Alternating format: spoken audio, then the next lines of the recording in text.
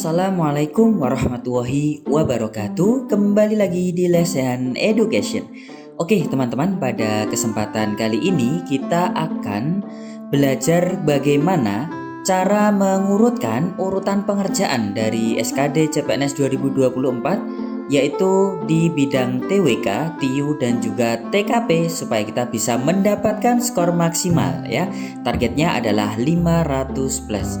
Oke, sebelum kita masuk ke pembahasannya, mungkin ada teman-teman yang baru bergabung di channel ini. Jangan lupa untuk klik tombol subscribe dan jangan lupa untuk aktifkan notifikasi loncengnya supaya tidak ketinggalan video bermanfaat yang lainnya. Oke, jadi teman-teman, untuk memahami apa yang akan disampaikan di video kali ini, silakan teman-teman bisa melihat dari awal sampai akhir. Karena kalau hanya melihat sepotong-sepotong saja, saya yakin tidak akan mendapatkan pemahaman yang utuh dari yang disampaikan di video kali ini. Oke, sekarang kita akan masuk ke pembahasan di video kita kali ini, teman-teman. Oke, yang pertama adalah, jadi di sini nanti di video kali ini akan dibagi menjadi 3 bagian atau 3 langkah. Yang pertama, kita akan membahas dulu tentang analisis butir soal dari SKD dan waktunya. Kemudian yang kedua adalah karakteristik soal SKD, yaitu tentang TWK, TIU dan juga TKP. Kemudian yang terakhir, yang ketiga adalah intinya, yaitu bagaimana kita menentukan urutan pengerjaan soal SKD. Apakah TWK, TIU, TKP, apakah TIU, TWK, TKP, dan masih banyak lagi yang bisa kita urutkan dari ketiga bidang tersebut.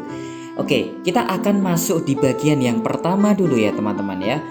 Oke, yang pertama adalah sebelum kita mengurutkan mana yang bisa kita kerjakan supaya efektif, maka yang pertama kita harus menganalisis butir soal SKD dan waktunya seperti apa. Nah, sesuai dengan Kemenpan yang sudah disampaikan di video sebelumnya tentang kisi-kisi SKD ya teman-teman, yang belum melihat silahkan bisa dicek. Oke, di situ disampaikan bahwa SKD sebagaimana yang dimaksud pada diktum pertama itu dilaksanakan dalam durasi waktu 100 menit. Nah, kemudian di bagian yang keenam, jumlah soal keseluruhan SKD sebagaimana dimaksud pada diktum pertama itu adalah 110 butir soal teman-teman ya. Dengan rincian, yang pertama adalah TWK terdiri dari 30 butir soal. Kemudian TIU terdiri dari 35 butir soal.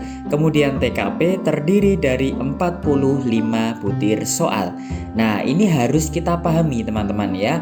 Jadi mungkin ada dari teman-teman yang baru melaksanakan atau mengikuti tes SKD tahun ini. Nah, ini harus benar-benar diperhatikan.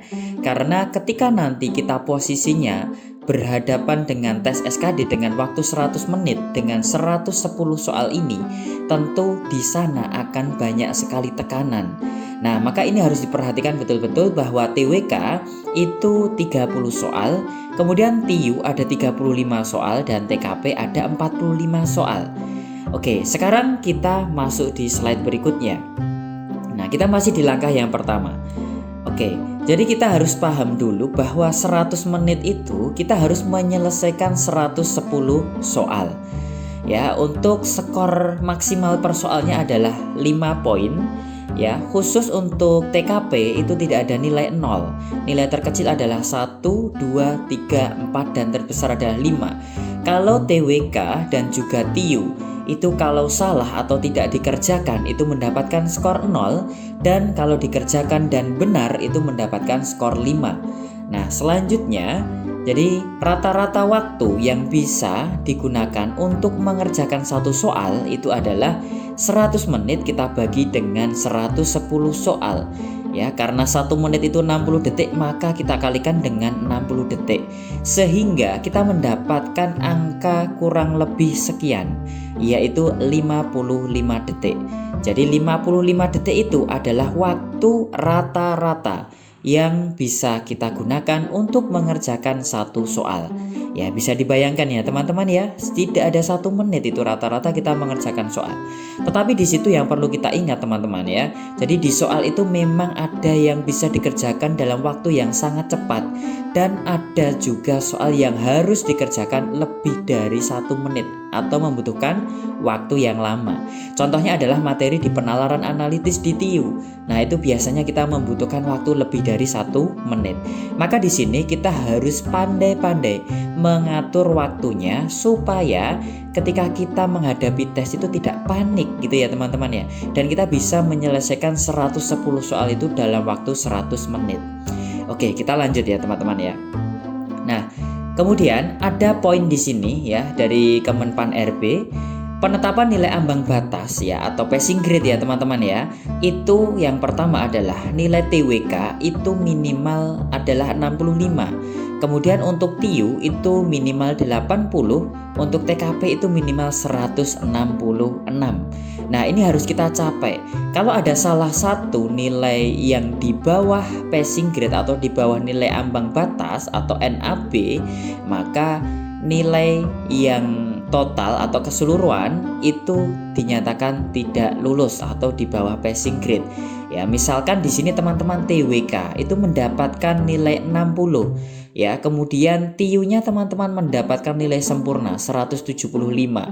Nah, kemudian TKP-nya itu teman-teman mendapatkan nilai, kalau nilainya 5 soal TKP ada makul 5 ya. Misalkan teman-teman mendapatkan nilai 200, katakanlah seperti itu.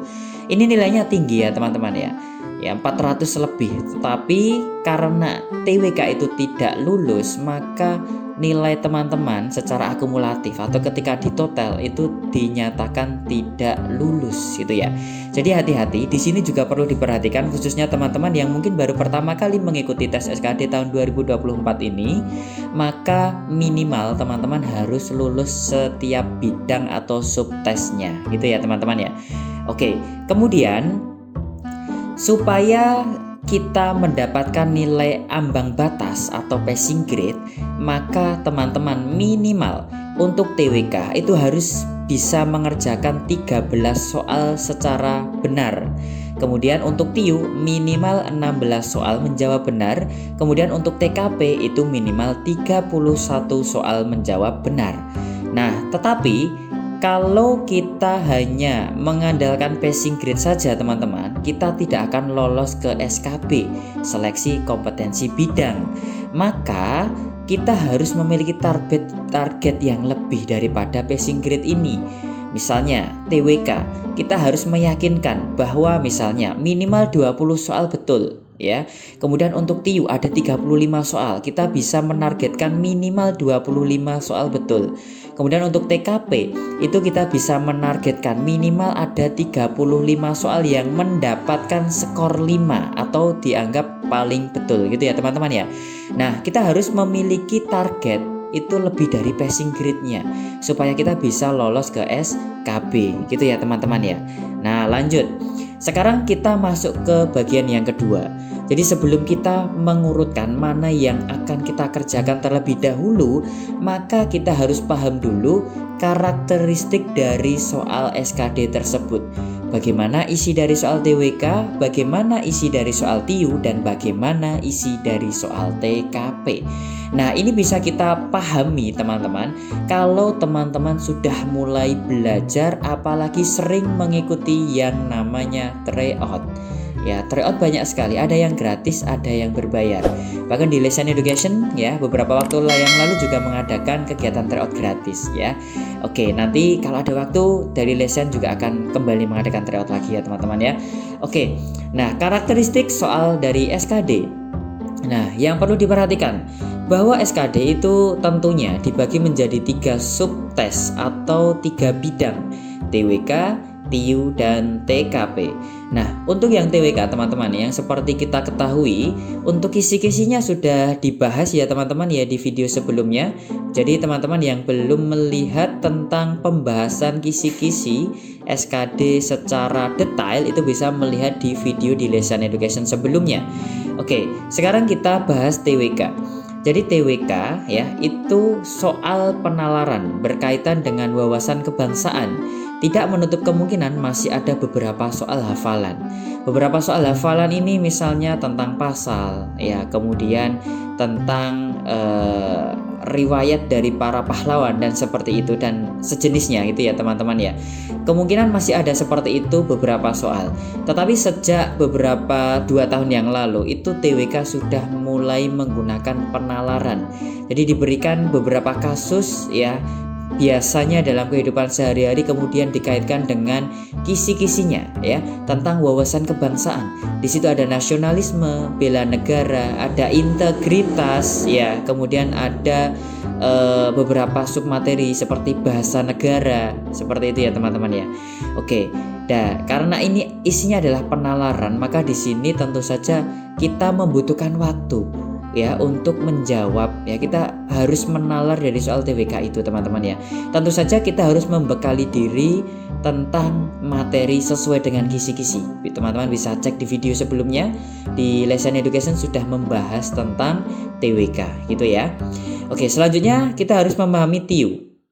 Nah, TIU itu soalnya membutuhkan perhitungan yang akurat, membutuhkan penalaran juga, dan tentu saja membutuhkan ketelitian. Ini juga sangat penting. Nah, kalau seperti ini, maka tentu saja kita membutuhkan yang namanya konsentrasi. Nah, konsentrasi ini bisa kita dapatkan kalau kita sering mengadakan latihan soal ya. Konsentrasi untuk mengerjakan soal TIU, karena kalau kita tidak fokus, kita panik, maka TIU ini akan berantakan gitu ya teman-teman ya. Oke, kemudian selanjutnya adalah TKP. Nah, TKP ini soalnya menggambarkan sesuatu atau suatu permasalahan di mana kita seakan-akan ditempatkan sebagai subjek pada situasi tersebut. Ya, misalkan kita dikatakan sebagai pemimpin, bagaimana tindakan yang akan kita lakukan?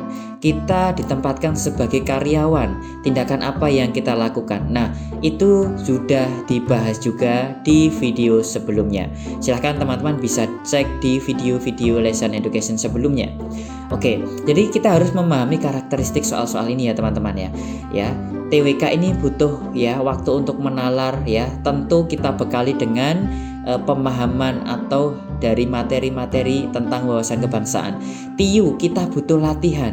Kita butuh latihan yang banyak. Kalau kita jarang latihan, nah itu ketika kita menghadapi soal TIU kemudian kita dihadapkan dengan waktu yang terbatas, itu kita akan kesulitan.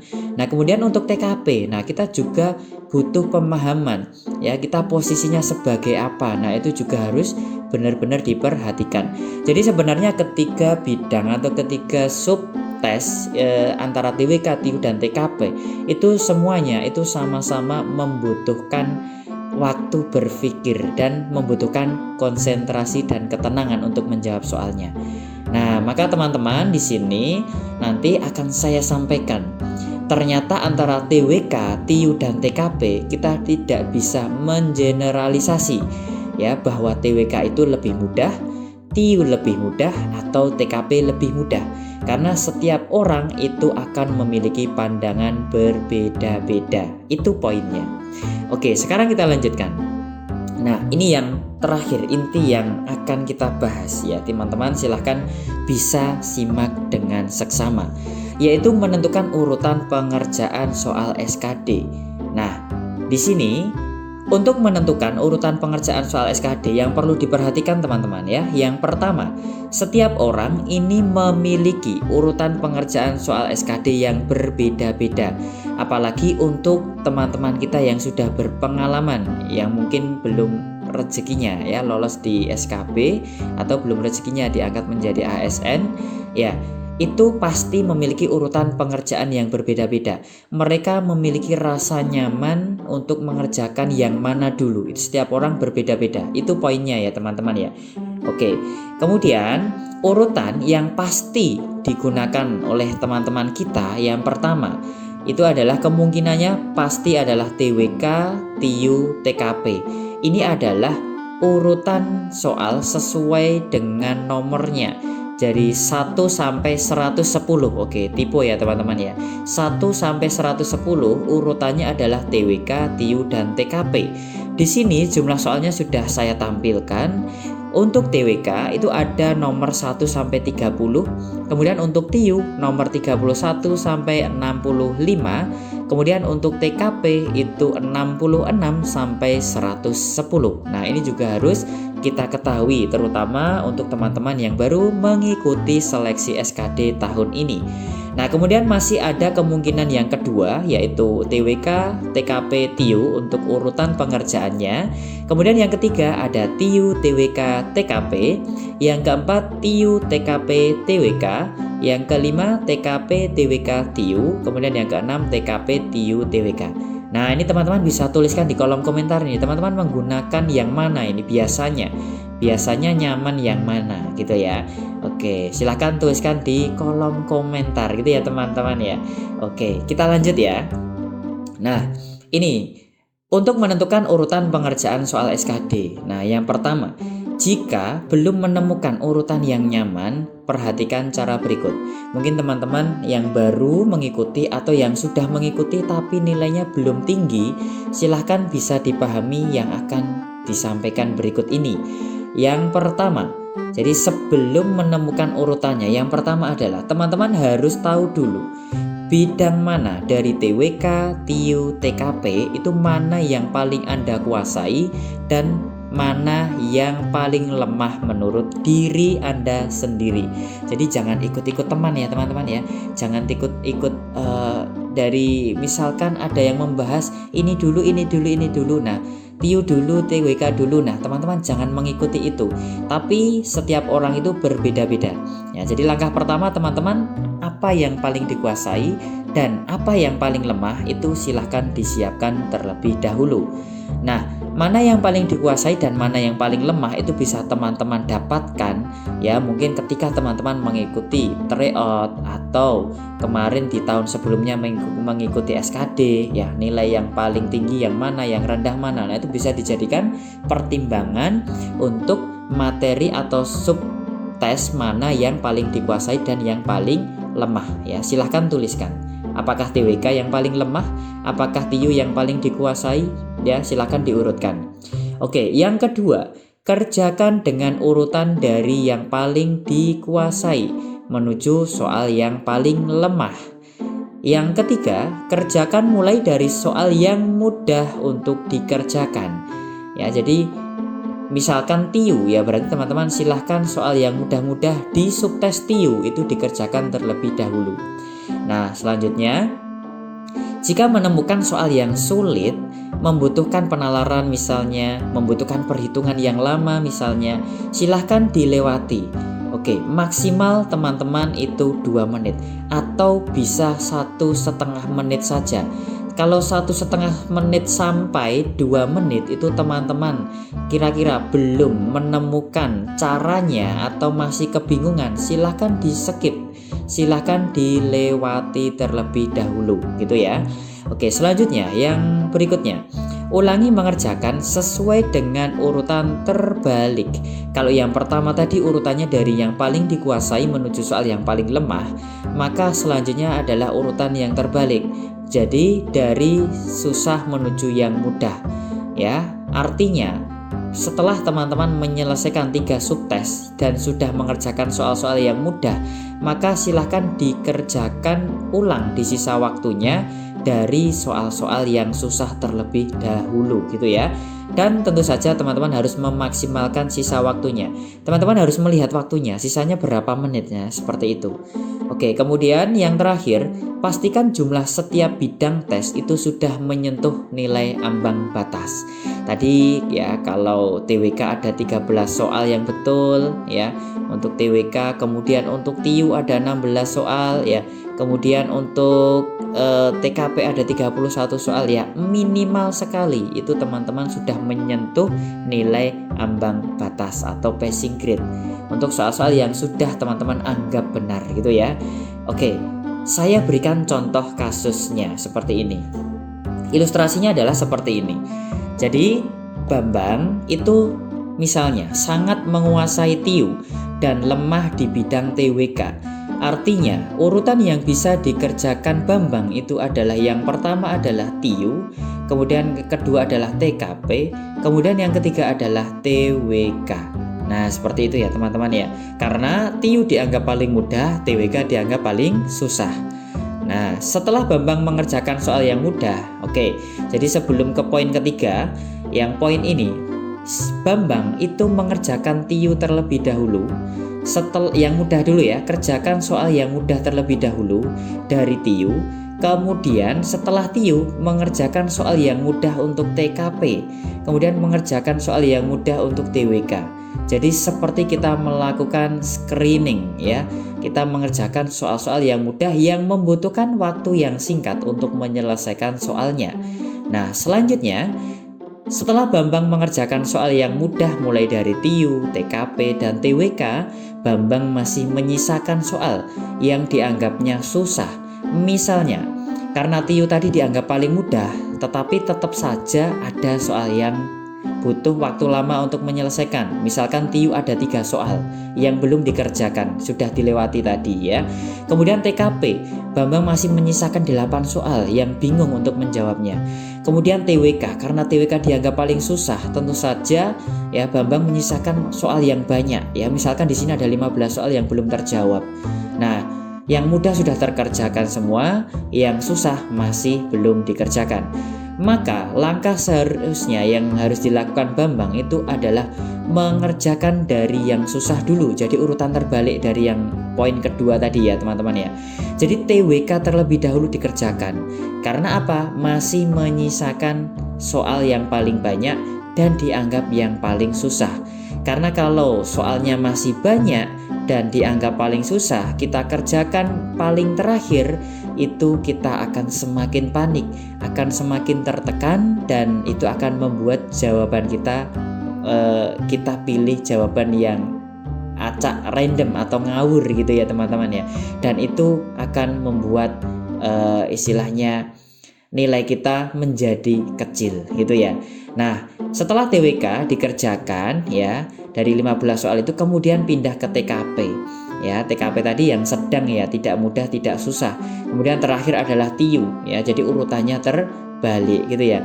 Dengan cara ini maka teman-teman tentu saja diharapkan bisa mencapai target nilai ambang batas atau passing grade untuk setiap subtesnya. Dan tentu saja diharapkan nilainya nanti bisa maksimal gitu ya teman-teman ya. Nah, tentu saja Bambang harus memaksimalkan waktu yang ada dan memastikan nilainya di atas passing grade. Oke, itu adalah beberapa cara yang bisa dilakukan ya teman-teman ya, agar kita bisa menyelesaikan persoalan mengurutkan mana yang dikerjakan terlebih dahulu. Oke, jadi silahkan teman-teman bisa mencoba apa yang saya sampaikan itu dalam kegiatan tryout. Silahkan bisa dicoba gitu ya teman-teman ya. Oke, selanjutnya ya, jadi bisa kita ambil kesimpulan teman-teman bahwa video ini memberikan gambaran agar peserta tes SKD 2024 itu dapat menentukan urutan pengerjaan yang optimal agar bisa mendapatkan skor SKD yang maksimal ya. Ya, syukur-syukur bisa sampai 500 plus gitu ya teman-teman ya. Nah, cara yang disampaikan di video ini itu tidak mutlak harus dilakukan oleh setiap orang, tetapi setiap orang memiliki cara nyaman mereka sendiri dalam mengurutkan pengerjaan soal dalam SKD. Tetapi cara ini bisa dilakukan dan akan efektif jika peserta SKD itu juga mempersiapkan diri dengan tentu saja belajar dan berdoa gitu ya teman-teman ya. Oke, bagi teman-teman yang sudah menyaksikan video ini sampai akhir, saya doakan semoga dimudahkan di tes SKD 2024 ini dan semoga nanti lolos ke SKB dan bisa diangkat menjadi ASN 2024 ini. Oke, terima kasih. Mungkin itu saja yang bisa saya sampaikan di video kali ini teman-teman ya. Bagi teman-teman yang mungkin belum subscribe, silahkan subscribe dulu channel Lesan Education. Jangan lupa teman-teman yang punya Instagram juga follow @lesaneducation. Kemudian di Lesan Education juga punya TikTok teman-teman ya, @lesehan ya .education. Silakan teman-teman bisa follow terlebih dahulu karena informasi-informasi penting juga akan dibagikan di Instagram dan juga di TikTok. Oke, mungkin itu dulu teman-teman yang bisa saya sampaikan. Semoga yang saya sampaikan bisa bermanfaat. Dan jangan lupa dukung terus channel ini dengan cara klik tombol subscribe. Jangan lupa untuk like, share, dan berikan komentar yang positif. Terima kasih, sampai bertemu kembali di video selanjutnya. Wassalamualaikum warahmatullahi wabarakatuh.